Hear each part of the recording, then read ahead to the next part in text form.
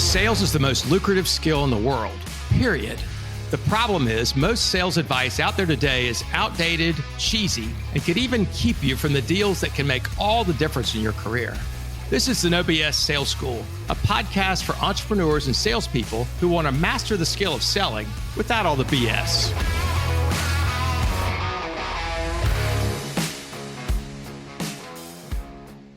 I got a call from one of my new clients last couple of days, I guess. And he's a young kid. I think he's 22, 23 in the financial services business. Tough business to get started in, especially if you're 22, 23 years old.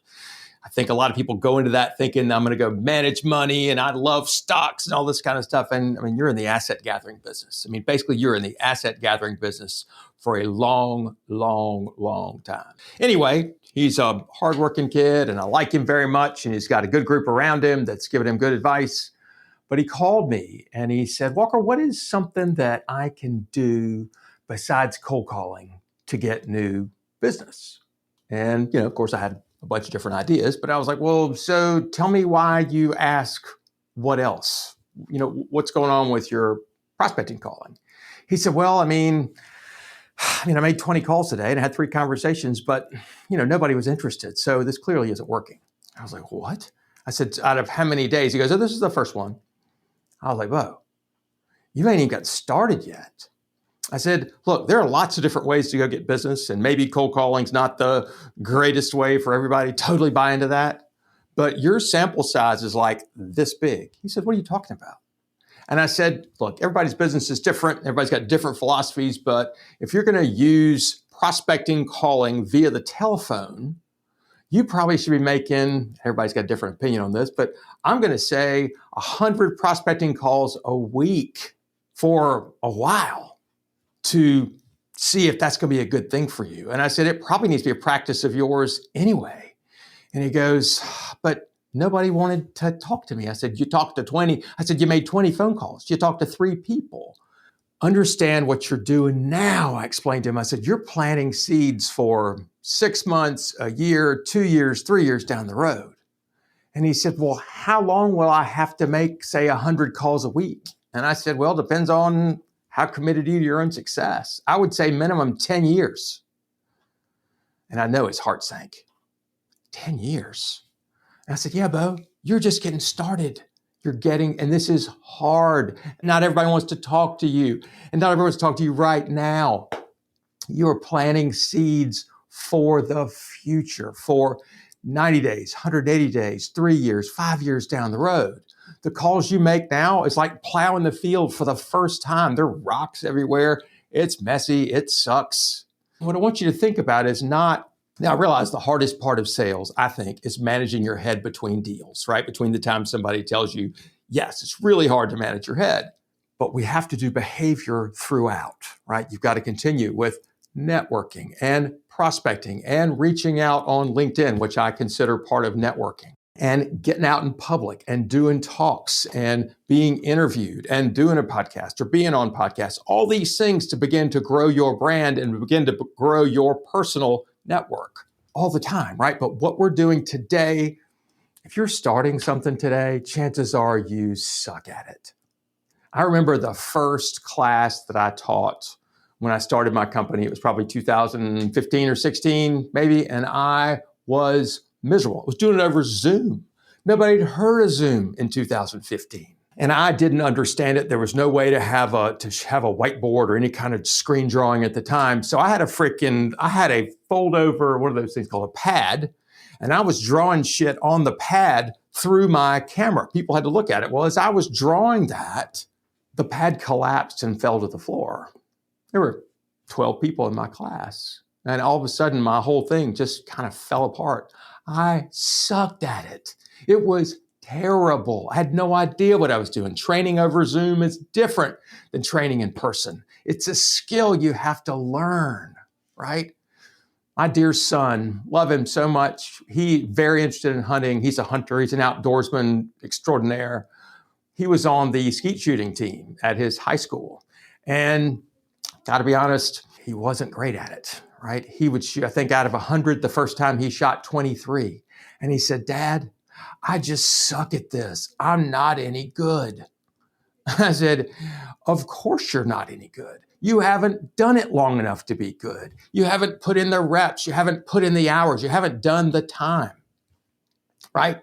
He's been shooting for 10 years, maybe longer than that. And guess what? He's a pretty damn good shot. It takes time. It takes repetition. Sometimes it takes maturity. Sometimes it takes getting your face kicked in about 1,500 times, right? In sales, I think about the first 100 podcasts that I did. I'm embarrassed by them now. They were fucking awful. They were terrible. I don't recommend you go listen to any of them. I was nervous. I asked shitty questions. I had this very awkward laugh.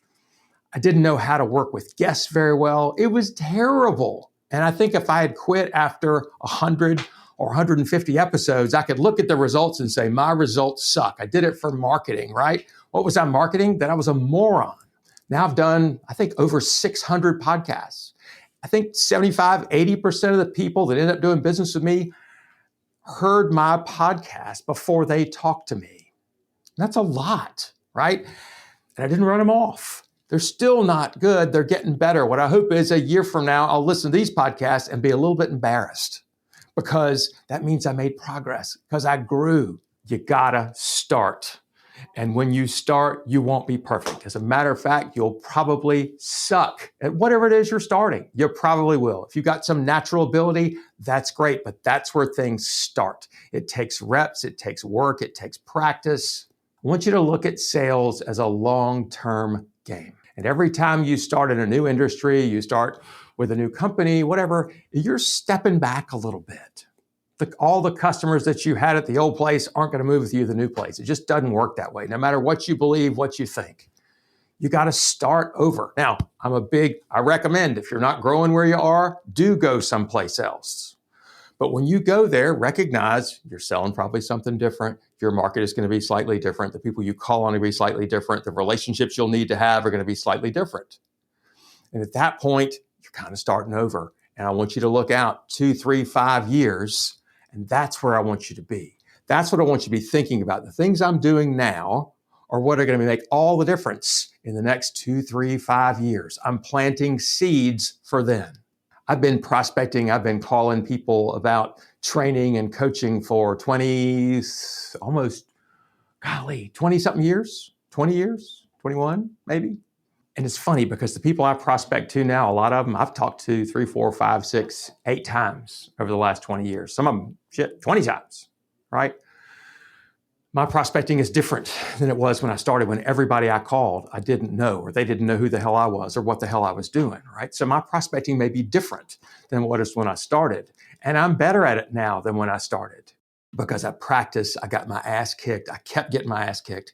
The people who are great at what they do, they practice and they look and they say, what I'm looking for right now is to put in the reps, to do the behavior, knowing that that's going to pay off in the long term. That's where I want you to focus, is the long term. It's going to be hard short term. You measure success short term, it's probably going to be disappointing. Measure your success over the last decade. What's happened? Let's measure our success over the next decade. Let's see what that looks like. That's what I want you to be gunning for. I want you to think, how can I be 10, 20, 30, 50, 100 times better 10 years from now? And let the results show that. I'm Walker McKay with No BS Sales. Want help? Need some different advice? Pick up the phone, call me, 803-917-2817. Who is it that needs to hear this show? Forward it to them. Let them know about the No BS Sales School podcast. Thanks for listening. Thanks for listening to the No BS Sales School podcast. If you're struggling to close deals, then I want to invite you to take my free mini course, where you'll learn the 7 most expensive sales mistakes that will cost you time, money, and credibility. So be sure to click the link in the show notes or go to www.7salesmistakes.com. That's the number 7salesmistakes.com. Thanks again for listening to the No BS Sales School podcast.